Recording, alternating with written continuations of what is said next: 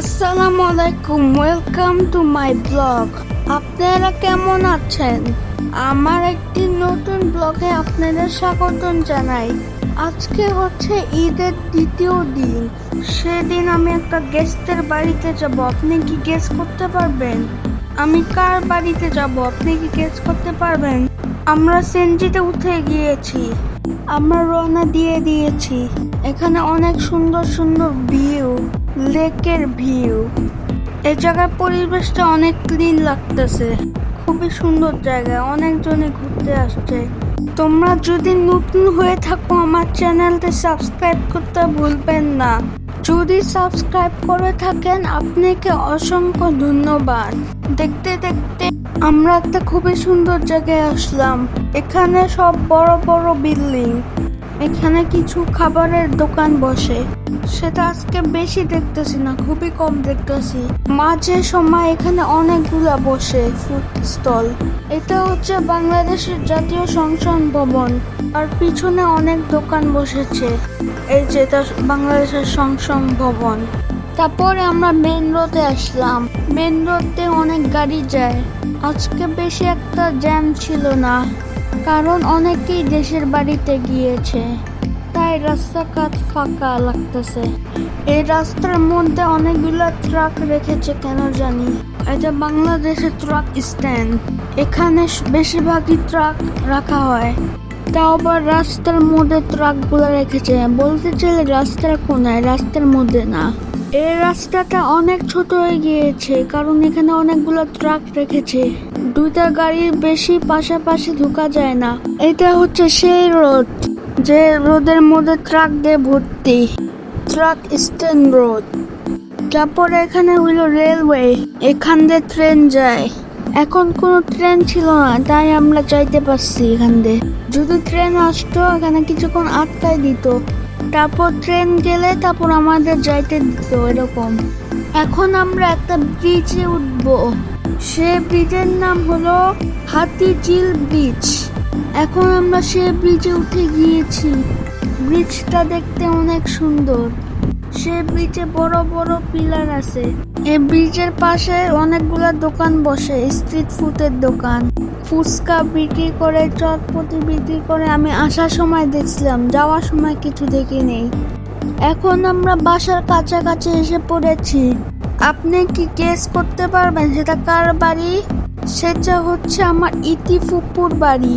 আমরা তার বাড়িতে পৌঁছাই গিয়েছি। এখন আমরা যাব তার বাড়িতে। এখন আমরা হাঁটতেছি তার বাড়ির দিকে। তার বাড়িতে এখন আমরা যাব। তাদের বাড়ি খুবই একটা নীরব জায়গায় পড়েছে, কোনো গাড়ির শব্দ নাই, ভালো জায়গা একদম। যখন আমি ইতি ফুপির বাসায় যাচ্ছিলাম আমি একটা গ্রামীণ ভাব পাচ্ছিলাম। এখন আমরা তার বাড়িতে যাব। আমরা তার বাড়িতে পৌঁছাই গিয়েছি। প্রথমে তার বাড়িতে গেলাম। তার বাড়িতে সুন্দর বড় বড় গাছ লাগাইছে। তাদের বেলকনিতে ফুলের টব লাগাইছে, খুবই সুন্দর সুন্দর। সাথে গাছেরও টব ছিল। তাদের বেলকনিটা অনেক সুন্দর লাগছে। বসার একটা চেয়ার ছিল। এটা হচ্ছে তাদের বেডরুম। পাশে হচ্ছে টিনের বাড়ি। ওদের খুবই সুন্দর ভিউ আছে। এটা হচ্ছে ইতি ফুপিদের বাসার রুম। যাই বলো, ইতির ফুপির বাসাটা অনেক সুন্দর। ওদের রুমটা বেশ বড়ই ছিল। আমরা ওদের বাসাটা একটু ঘুরে দেখলাম। মনটা অনেক ভালো হয়ে গেল, কারণ এখানে অনেক গ্রামীণ ভাব পাচ্ছিলাম। কোনো গাড়ির হইচই নাই, পুরো একটা নীরব জায়গা। ঘুরতে ঘুরতে দুপুর হয়ে যায়। ইতি ফুপোরা আমাদের জন্য অনেক আয়োজন করেছে। আমরা ওদের গেস্ট। যখন আমরা ইতি ফুপির বাসায় আসছিলাম ওরা অনেক খুশি হয়েছে আমাদের দেখে। এখানে ভাত করেছে, তারপরে পোলাও করেছে, তারপর গরুর মাংস করেছে, তারপর একটা টক করেছে, স্পেশাল টক, তারপরে চিকেন তন্দুরি করেছে, তারপর একটা স্পেশাল মাছ করেছে। সেই মাছটা হলো ইলিশ মাছ। তারপরে সালাদও আছে, তারপর ডালও করেছে সবার জন্য, আর সবজি ভাজিও করেছে। ইতি ফুপিদের বাসায় এসে আমার মনটা অনেক ভালো হয়ে যায়। তারপর ইতি ফুপিদের বাসায় আরেকটা ফ্লোর ছিল, আমরা সে ফ্লোরে উঠেছি। সে ফ্লোরটা বেশ বড় ছিল নিচের ফ্লোর থেকে। উপরে বড় একটা ড্রয়িং রুম ছিল। ড্রয়িং রুমটা অনেক সাজালো গুছালো করে রেখেছে। ইতি ফুপিদের বাসায় আসছিলাম অনেক দিন পর। এখানে এসে আগের কথা মনে পড়ে গেছিল। সব আগের রকমই আছে, কোনো কিছু চেঞ্জ হয়নি। বেলকনিটা দেখলাম, বেলকনিটা অনেক বড়, নিচের ফ্লোরের থেকেও বড়। আগের বার আমরা গেছিলাম না, ওই রকমই বেলকনি আছে। এখানে সূর্যের আলো আমার ক্যামেরার দিকে পড়তেছিল। তারপরে আরেকটা রুমে গেলাম। এই রুমও দেখতে অনেক সুন্দর ছিল। এই রুমে আমি বেশি একটা যাইনি, এই রুমেরও কোথাও মনে ছিল না। এটা হচ্ছে থার্ড ফ্লোরের কিচেন ফ্লোর। কিচেন ফ্লোরে ঢুকলাম না। এটাও থার্ড ফ্লোরের ডাইনিং রুম। ডাইনিং রুমটা আলাদা হয়েছে, কিচেনের সাথে দেয় নেই, পুরাই আলাদা।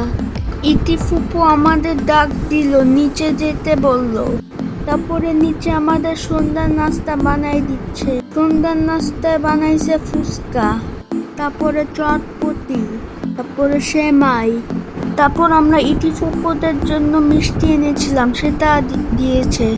ইতি ফুপি আমাকে 500 টাকা সালামি দিয়েছে। দেখতেই তো পারলেন ইতি ফুপি আমাকে সালামি দিয়েছে।